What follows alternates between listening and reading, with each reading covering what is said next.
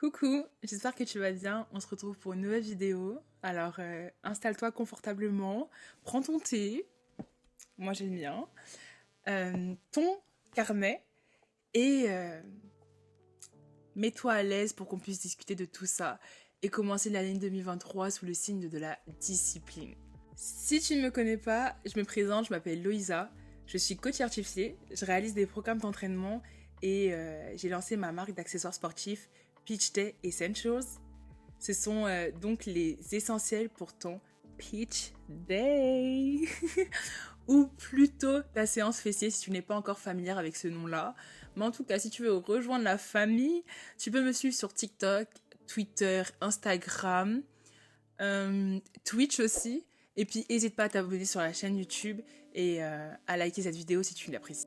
Et si tu me connais, tu sais que ça fait un moment qu'on ne s'est pas retrouvés face caméra parce que je n'arrive absolument pas à être disciplinée sur YouTube. Mais je me suis promis que cette année, franchement, je me suis promis que j'allais enfin développer ma discipline, que ce soit sur mes réseaux sociaux ou que ce soit sur YouTube, parce que franchement, j'ai plein de choses à te dire. C'est trop. J'espère juste que déjà sur cette vidéo, j'ai pas trop parlé. Et justement, en fait, pendant que j'étais en réfléchir sur le pourquoi j'avais du mal à aller sur YouTube, j'ai compris que la discipline était une complète illusion. Donc je sais, on t'a déjà répété à maintes et maintes reprises qu'il fallait pas que tu te rabattes sur la motivation, que ça servait à rien, que c'était la discipline qui comptait avant tout. Mais si tu as cliqué sur cette vidéo, c'est peut-être parce que tu manques de discipline ou que tu aimerais en avoir plus. Alors reste jusqu'à la fin et n'hésite pas à me laisser ton avis en commentaire.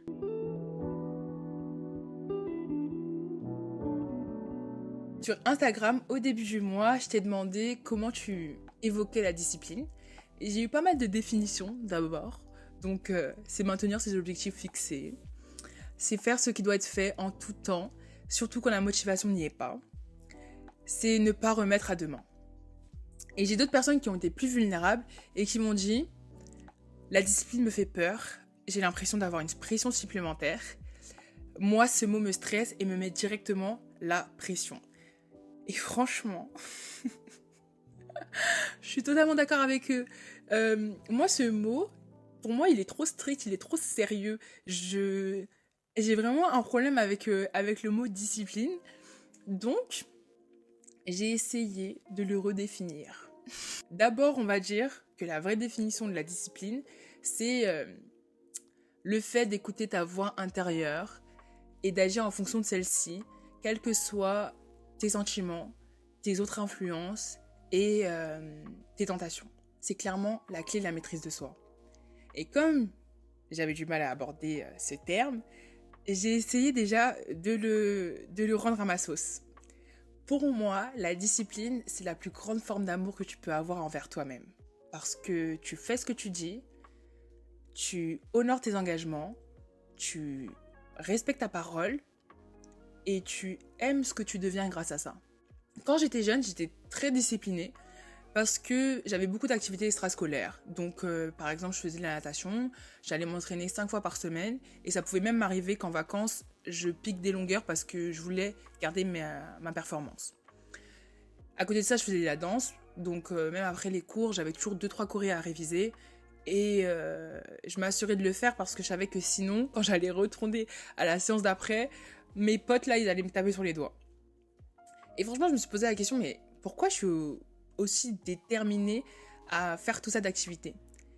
Et en fait, c'était clair pour moi. Je voulais devenir la nouvelle Coralie Balmy. Je voulais faire les Jeux Olympiques en natation. Donc, il n'y avait pas moyen. Il fallait que je reste motivée. Et déjà, la danse aussi, c'était une manière pour moi d'avoir ce moment où j'étais très focus avec la natation. Et un moment plus le fun, plus tranquille, où je laissais cours à ma créativité avec la danse. Également, il y a eu beaucoup de moments où j'ai manqué de discipline, surtout quand je faisais des études à l'étranger, parce que ça me correspondait pas vraiment des fois, je faisais beaucoup de choses en même temps, et franchement, si t'es dans le même cas que moi, t'en veux pas. T'en veux absolument pas, c'est tout à fait normal de manquer de discipline à un moment, et d'ailleurs, moi, je pense que c'est plutôt significatif. Ça signifie que tu devrais peut-être revoir ce que tu es en train de faire, et justement, tu es tombé sur la parfaite vidéo. Comme ça, je vais pouvoir t'expliquer pourquoi. tu manques de discipline et surtout comment tu peux y remédier.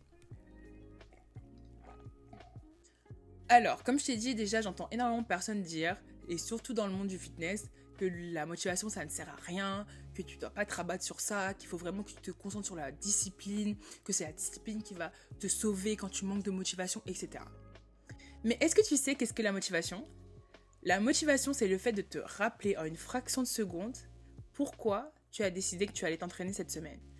Pourquoi tu as décidé que tu allais économiser cette année. Pourquoi tu as décidé de commencer ce livre, de commencer à peindre, de te faire plus d'amis. C'est juste le pourquoi. Et sans le pourquoi, tu vas nulle part. Sans motivation, tu ne pourras jamais te forcer à faire quelque chose que tu ne veux pas. Tu sais, attends, je vais te donner un exemple. Pour moi, les relations qu'on a avec les autres reflètent beaucoup les relations qu'on a avec soi-même. Alors imagine, tu rencontres une fille ou un gars dans une soirée entre amis, vous vous accrochez bien, tout se passe bien, vous discutez, tout cool, tu vois, bonne ambiance. Cette personne, à la fin de la soirée, elle vient te voir et elle te dit qu'elle a beaucoup aimé ton énergie et que franchement, elle aurait adoré ça, que maintenant, à partir de la semaine prochaine, vous vous voyez 3 fois dans la semaine. Donc toi, bon, c'est la fin de la soirée, tu te rappelles que t'as tes projets, que t'as tes cours, tes études, que t'as des petits trucs à gérer, que tu dois aussi aller t'entraîner, hein, mais mais tu lui dis que ouais, vas-y, pourquoi pas, enfin, t'as bien aimé son énergie, donc vas-y, let's go, on essaie de se faire ça. Première semaine, vous vous voyez 3 fois dans la semaine. Deuxième semaine, allez, encore une troisième semaine, une quatrième semaine, tout se passe bien, vraiment, il n'y a aucun problème. Mais entre toi et moi, là, il n'y a pas un moment où toi, tu vas te demander, mais pourquoi je la vois 3 fois dans la semaine ? Pourquoi je la vois pas juste 2 fois ? Pas juste une fois ? Pourquoi je la vois tout court, en fait ? Et tu risques même de lui demander, excuse-moi, ça fait un moment qu'on se voit et tout, j'aurais bien aimé savoir, est-ce que tu t'aimerais qu'on devienne amis ? Est-ce que tu aimerais qu'on sorte ensemble ? Est-ce que tu aimerais m'aider sur mes devoirs ? Est-ce que tu aimerais m'aider à financer mon entreprise dont je t'ai parlé la dernière fois ? Enfin, pourquoi tu aimerais qu'on se voit autant ? Et bien en fait, c'est la même chose avec ta soi-disant discipline. Alors, si tu manques de discipline, pose-toi ces questions. Quelle est ma motivation ? Quel est mon but, mon objectif ? Pourquoi je me suis imposé de faire ça ? Et si tu n'as pas encore la réponse à ta question, girl, it's time to take your notebook. Non, sincèrement, genre écrit. Moi, j'ai déjà peut-être écrit 3 pages sur pourquoi j'ai décidé de reprendre YouTube. Parce qu'il faut que ça soit clair dans ta tête, sinon tu vas jamais être discipliné. Tu vas jamais pouvoir continuer à faire ce que tu as dit que tu allais faire parce que tu n'as pas ta mission, tu n'as pas une motivation qui est claire pour toi. Une fois que tu as fait ça, analyse-les. Est-ce que tes motivations sont personnelles ou elles sont plutôt externes à toi ?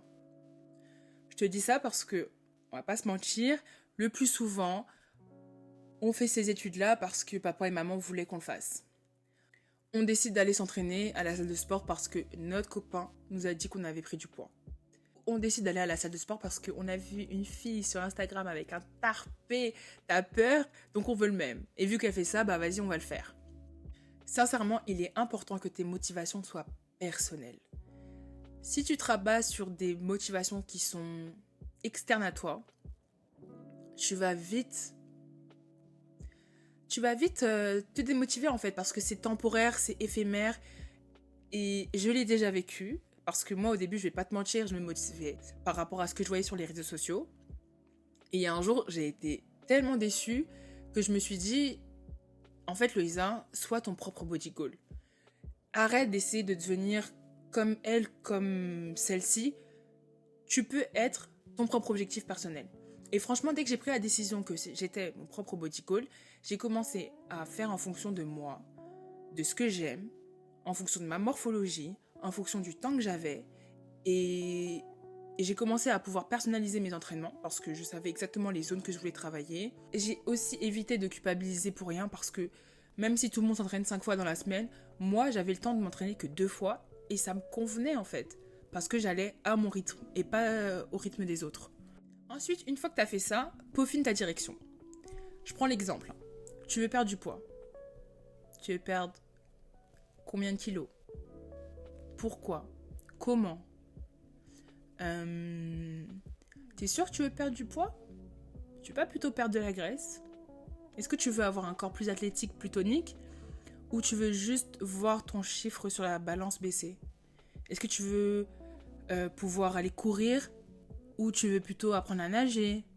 Est-ce que tu aimerais pouvoir soulever des poids? Enfin, c'est quoi qui t'intéresse? C'est quoi que tu veux faire réellement? Par où tu veux passer pour pouvoir atteindre ton objectif? Si je peux t'aiguiller, sache que déjà ton poids, il n'y a que toi qui le connais. Ou allez, encore ton médecin. Mais c'est tout.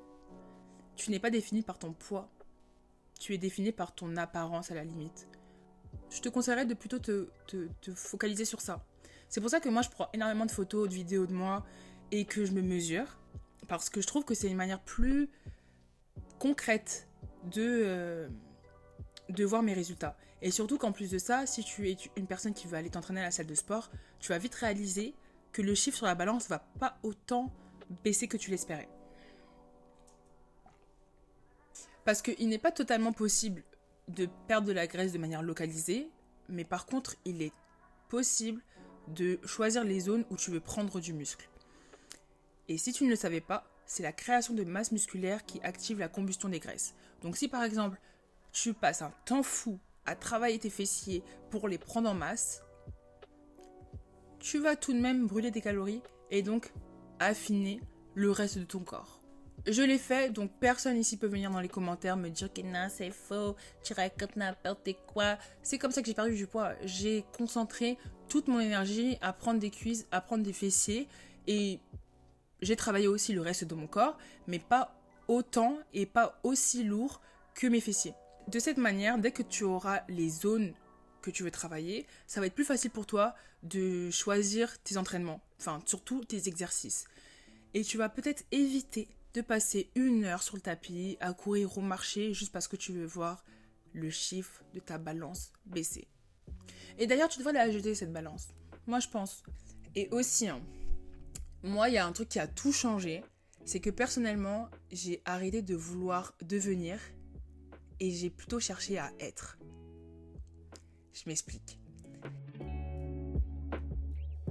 Ce n'était plus « je veux perdre 20 kilos pour aimer mon corps », mais plutôt « j'aime mon corps, donc je vais m'entraîner ».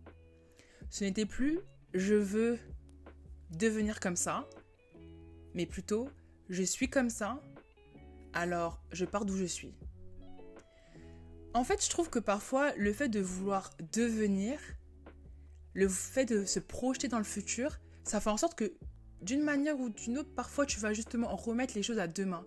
Alors que si tu te concentres sur qui tu es aujourd'hui, maintenant, et tu acceptes ta situation et tu pars depuis ce point, tu vas tout de suite passer à l'action. Alors pour conclure, je te dirais, si tu n'as pas de discipline, c'est que tu n'en as pas besoin. Tout ce dont tu as besoin, c'est d'un objectif à atteindre et de te rappeler constamment pourquoi tu veux l'atteindre. Bisous!